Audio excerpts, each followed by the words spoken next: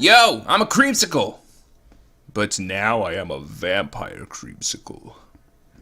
Grape flavored. Every recent year of Halloween, I loved dressing up, but I can't exactly go trick-or-treating anymore. But I can watch television. And you can too! I'm gonna get in the spirit of the season with these top picks of stuff to watch this Halloween. I will give you 3 movies and specials and 3 TV series to give you those spooky spine tingles this year. Since I sadly can't be in your house to rattle your spine myself as I pull down my so without further ado, let's despair. Otokoyo is a secret game. It's a game of hide and seek. Kids will disappear.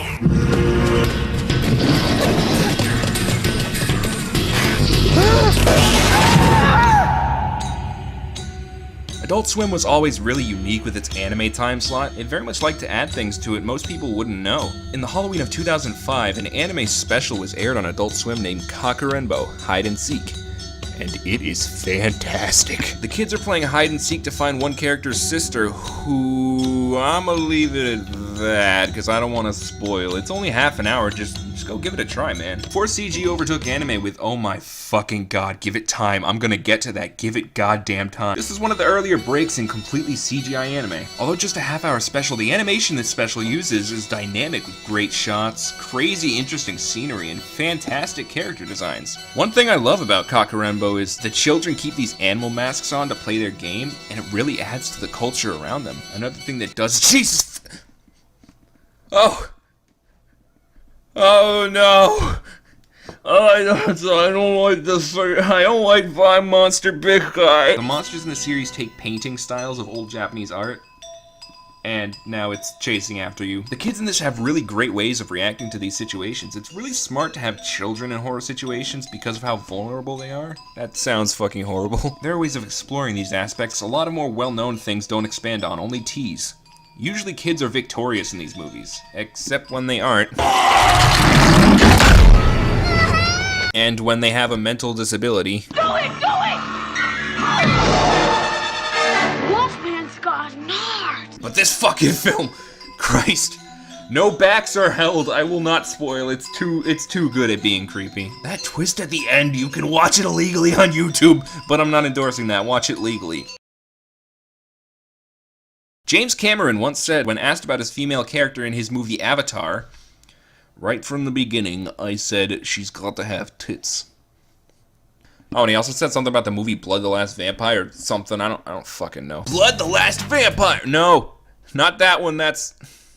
I mean, I heard it was okay, but this is the one I mean. The Blood franchise is one of my all-time favorites. Blood Plus is an all-time masterpiece in my eyes, but this is the film where it all started. A perfect standalone film. The last vampire alive, Saya is a killer for the not vampires. Horror can get really weird with its creatures and make it somewhat hard to understand. This movie is actually pretty straightforward. As far as spooks go, it's polar opposite to movies like Donnie Darko. It's just a girl trying to kill some monsters and protect people. Kinda. Fun fact, I once dumped my girlfriend because she proclaimed she understood Donnie Darko. I'm just kidding, I never had a girlfriend. James Cameron, director of My 3-Hour Naps, once said this about the movie. Digital imaging has entered a new era. The world will come to consider this work as the standard of top quality in digital animation. He also once said, I haven't paid for lunch in 2 weeks. He was right about the first thing, though. The digital animation technique is so vivid, lively, and absolutely genius. You know how putting a faded gradient can kind of make something look a little more impressive? Look at all the effects in this, it's incredible. Even if you don't find these impressive by modern standards, some of the art and expression on display is absolutely haunting, invigorating, nerve-wracking, and beautiful. Blood runs for around 80 minutes. I'm not gonna tell you to keep giving things a try. Just know that you'd be missing out on some wonderful action and horrifying horror. Don't be a bitch. It's Halloween, dude.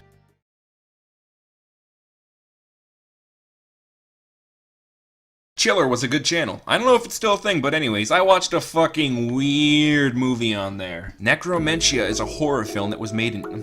is a horror film that was made in 2009. The same year that 61 died in a Bangkok nightclub fire. Look, you try remembering something positive from 2009. The film centers around a guy. And another guy. And Kevin Spacey. Look, man, if I could spoil this one for you, I would, but I didn't even fucking wholly understand it. I wouldn't even say this is a good film. Actually, yeah, I hate this movie, but it sure as hell fits the spook meter. If anything, I can appreciate it for, Now we can have our revenge. That. Necromentia sure knows how to be disgusting, I'll give it that. It also appeals to my genre, autistic children. I thought we learned our lesson from Geely, this shit don't work. That kid gets teleported into a weird show with this piggy monster and he's called Mr. Skinny, and this is the Mr. Skinny show. Ha! Get it? Because he's fat! This film is full of weird and horrifying creatures, and by full of, I mean it has like 3, but you know what? It's goddamn spooky, so give it a watch. Everyone's gotta watch a bad film every once in a while. Now here's the 3 TV shows. Take it away, Sans Undertale!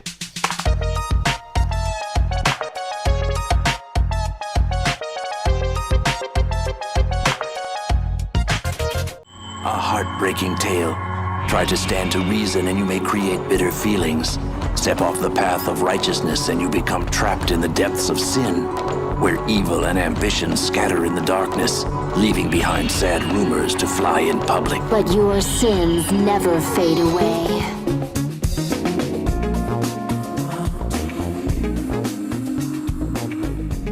God, I haven't seen you in so long. You're even more beautiful than I remember. Requiem from the Darkness, one of my favorite shows I luckily got to binge on Netflix before they removed it. Requiem is a 13-episode series following this schmuck named Momosuke. His path in life gets entangled with these 3 travelers: a Bobo's Big Adventure, Passion of the Penis, and Yoda. However, these 3 find the mysteries surrounding people in the community and expose these demons wearing human skin in plain sight. Each episode focuses on someone coming to terms with the sin they've tried to long bury, and the 3 bringing about their reckoning deservedly.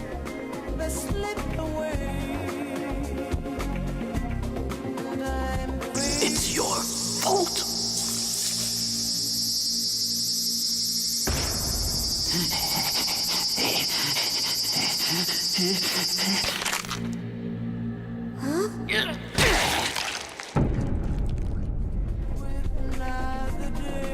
One of my favorite things about this series was the art style. It takes an Edo period Japan and splashes it with color and MVC3 shadows. It's astonishingly stylistic. Of course, even without these moral games they play, it's actually really great at establishing this horrifying world, taking problems that aren't exclusive to Japan and toying around with their very nature.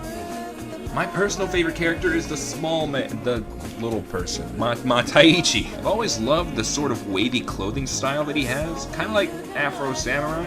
He's got this overwhelming presence of seniority with an interesting layer of naivety to make this strange man you don't know anything about. If I had to give the series one detractor, it'd be the English dub. Naughty boy. No way! You've got me all wrong! Right? Ogeen, what about you then, you puppeteer? There's no need to slander me. Here they go again. You know, that's a pretty handy entrance for times like this. But it's honestly still fairly watchable like that. If anything, for this Hallows Eve, give Requiem a try. As long as you know how to come to terms with sin.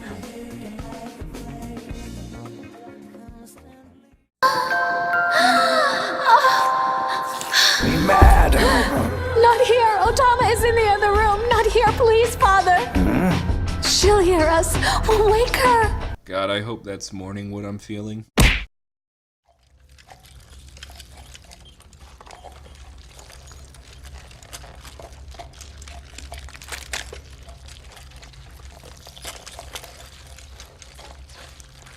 Sometimes you just have nights where you can't sleep, you know? If you browse TV long enough, you might find something interesting at like 3 a.m. Thanks, Sci-Fi. I was trying to sleep, but you pretty much guaranteed the opposite. Play a nice song, I guess.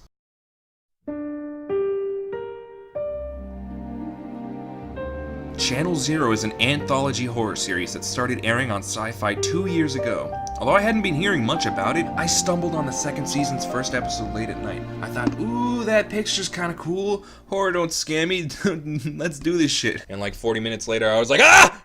Ah! Each season is focused on a different story. They're all based on creepypasta. No, I can explain. Okay, this series likes to center each one on an internet story creepypasta, but make them good. Like, really good.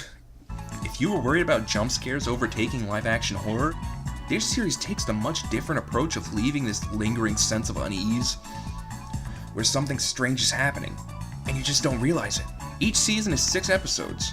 The first one is based on Candle Cove, the second is No End House, the third is Butcher's Block, and the upcoming fourth is The Dream Door, which actually starts airing October 26th and finishes on Halloween. Candle Cove was really interesting with its sense of weird entities and mentally broken characters. No End House was the first one I watched, though, following these girls who end up in a house that one day just showed up, and finding the strange inner workings of the house enveloped in utter terror itself. Oh, and also this weird ball thing. Wish I could pleasure a girl like that. And Butcher's Block was...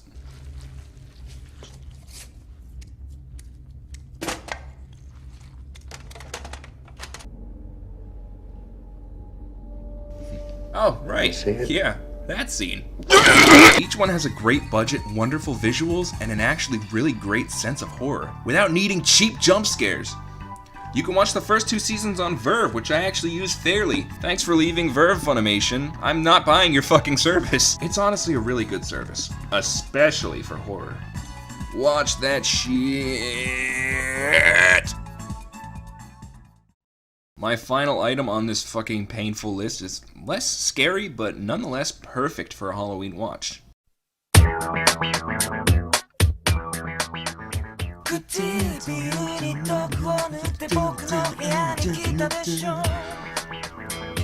Holic is one of my all-time favorite anime. If the Clamp influence wasn't enough, I really love Clamp. This show is incredibly stylistic to the point where no other show can really compare to it.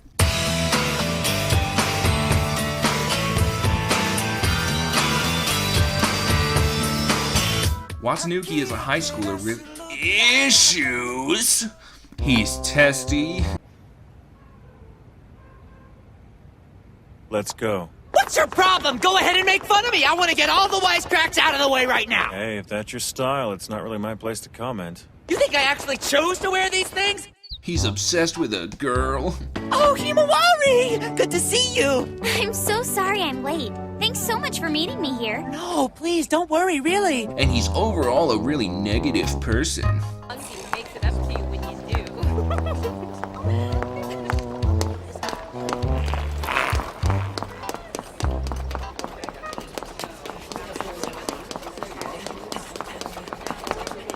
Go away now! Leave me alone, will you? Come on, run! Oh, and also he can see spirits. Holic almost takes after Requiem in a way, in how it shows the agency Watanuki is employed for, Yuko's agency. Yuko sends Watanuki off to either help spirits or save people plagued by them if she doesn't herself. Are you sure about this? I'm ready, Watanuki. Now, give it to me. Pitch, boy! Pitch!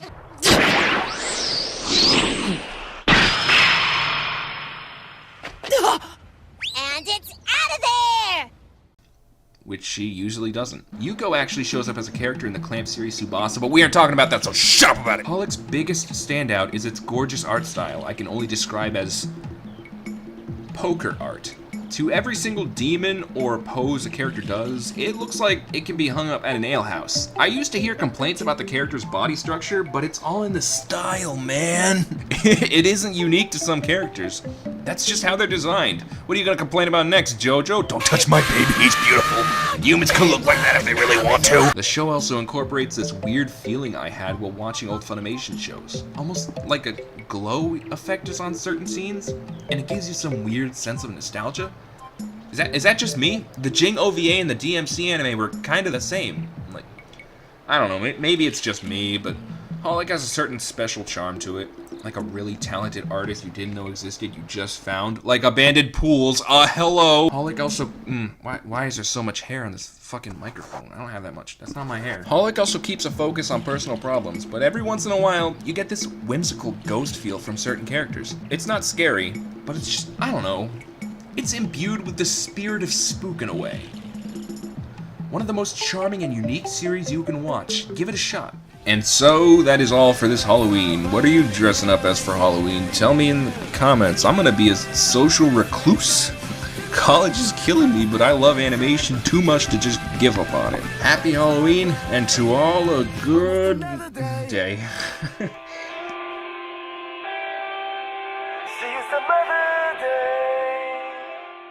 New question in the comments. Should I dub a hentai? Yes or no?